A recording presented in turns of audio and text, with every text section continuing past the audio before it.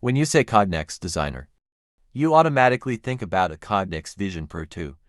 Since Cognex Designer is just a wrapper for VisionPro that expands its scope and capabilities. Before Cognex had a designer, Cognex only had a library of tools called Cognex VisionPro. Cognex VisionPro tools are directly available in Designer under the name VisionPro Toolblock. In this toolblock we can work with VisionPro tools. Let's see what's inside.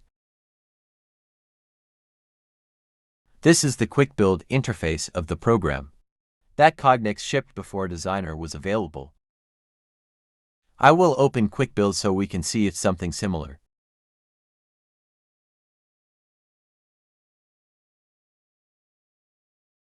And as you may have noticed, it throwed out a window here that is not very easy to read and has somewhat scattered icons and very small letters.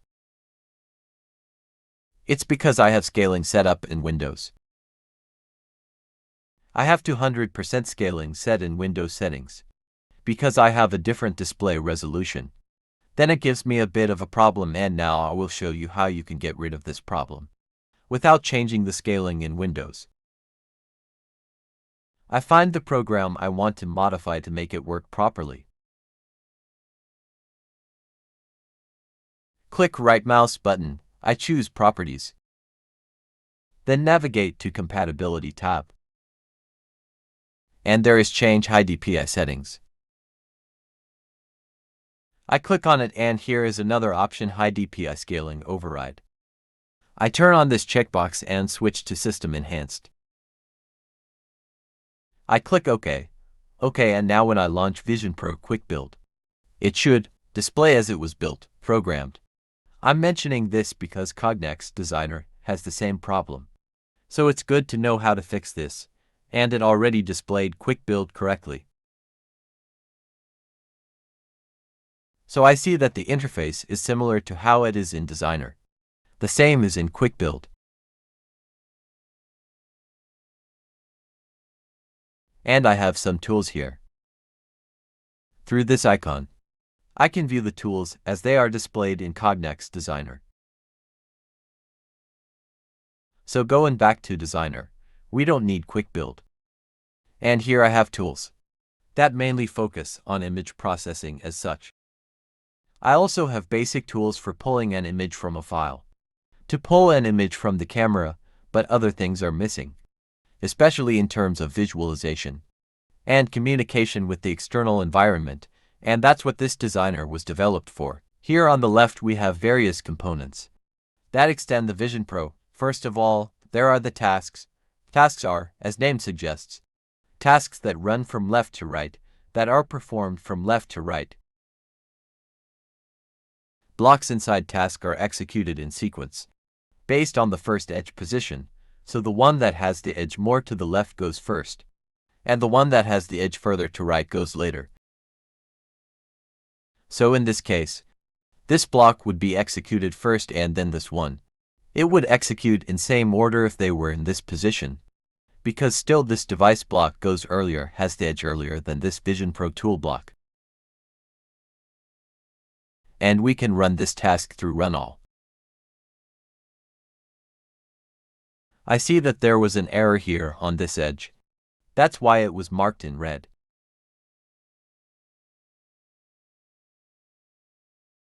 And it's because I don't have a specified database of pictures from which this device block should pull. And you can already see that we have some logs here that are helpful in debugging and creating the program.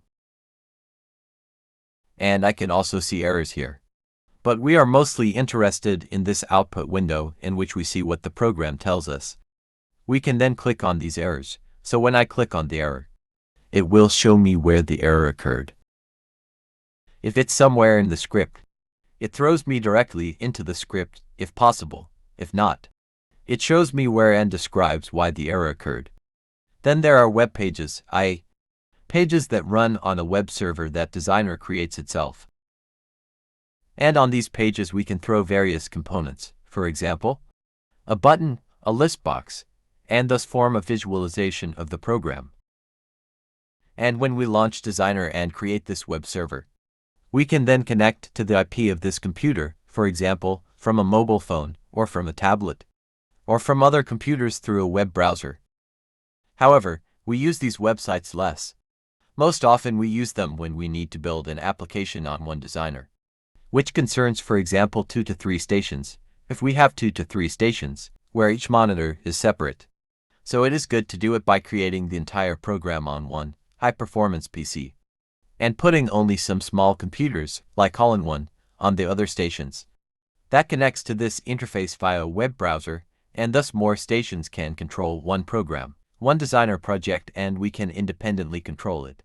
In this way, however, we use these pages more often.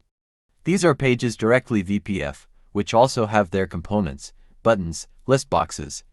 They just look a little different and are a little bit more stable. Web server was only added from version somewhere around 4.1, if I remember correctly. And it was not reliably tuned yet, and we lacked a lot of components that these pages offer. But these pages are not suitable for a multiple monitor application. If those monitors are the same size and next to each other, then fine, it can be extended. But the site has its properties, which are usually firmly defined. Although scaling can be done, it is better if we know what size the monitor will be on the station and set the resolution fixed. Then there are other options like scripting. So we can program some system capabilities in C#. We can create our own scripts. We can use on startup, on shutdown scripts that are basically predefined. Next, we have the possibility of adding and managing devices, such as cameras and communication devices. We also have databases, so we can create some database connections or database tables, and actually expand the program in this way. Designer offers us even more extensions in the form of alarms. We can use them to notify the user of, say, multiple or consecutive errors, or that the hard disk is full, and so on. Then there is localization. And here we can define what the texts in different languages will look like. Here can be stored some files like images for visualization. Then there are the different settings we'll show later. Tag manager we will explain later. And then there is users management. We can define different users, such as programmer, operator, or quality administrator. And everyone can have their own defined role. So they will have some rights in the system, and those who will have higher rights will have more options in the system. For example, for the operator, we can completely disable the visualization of some components in terms of some settings or thresholds of the program, and so on. Then there are recipes. So each type of product can have different program settings, and we can save them in these recipes. And then there are components such as a timer. Timers, clocks, disk monitor. Shift registers for storing subtemporary transformations. Inactivity monitor, and so on. So Designer is an extension of VisionPro, and makes our work much easier. Because with the former pure VisionPro everything else had to be programmed, i.e. communication and graphical interfaces, we had to do everything ourselves. Now it is included in this Designer project. And it simplifies both clarity and the fact that many things are already prepared.